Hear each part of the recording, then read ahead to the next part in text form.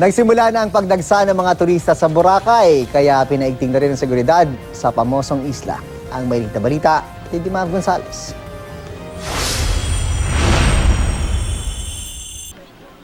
Bukod sa White Sand Beach, dinarayo din dito sa isla ng Boracay ang iba't ibang water sports tulad ng kayaking, paddleboarding at parasailing. Dahil inaasahan na ang pagdagsa ng mga bakasyonista, pinaigting na ng mga otoridad ang seguridad sa isla. May mga nagpapatrolyang pulis sa beach at may mga lifeguard tower para mamonitor ang mga naroon. Magdadagdag po tayo dito ng kakulang bilang ng mga Coast Guard personnel upang makapag-responde agad kung may mga aksidente. Pangalawa po, yung seguridad.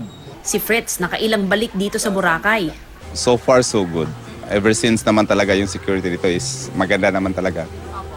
Just to protect the yung mga dumadayo dito. Maging mga foreigner, panatag naman na ligtas sila sa Boracay. It's my first time. In fact, it's my first full day here. Okay, so how was the experience so far? It's lovely. I've never seen such nice sand. It's amazing. The sea is incredible. We're just feeling very relaxed. I haven't felt anything but, actually. The only thing I'd say is difficult is knowing how to haggle the taxis and not knowing what the right prices are. But apart from that, no, I feel absolutely fine, safe, yeah. We like to paddleboard and snorkel and just walk the beach, enjoy the sunshine. I feel very safe here.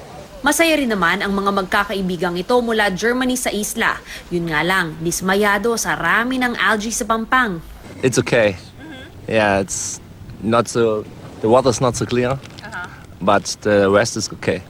Good for party, but not good for relaxing.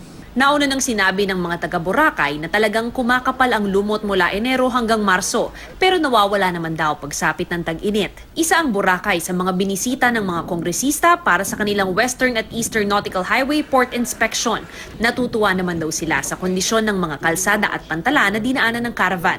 Very nice naman ang ating Nautical Highway and the Roros from Batangas to Calapan. Napakaganda rin naman yung Roro. Then the highway from Calapan to Bungabong, and Bungabong to Bulalakaw, napakaganda. Talagang matutuwa naman ang mga kababayan natin na bibiyahe for the coming summer and Holy Week. Mav Gonzales, GMA News.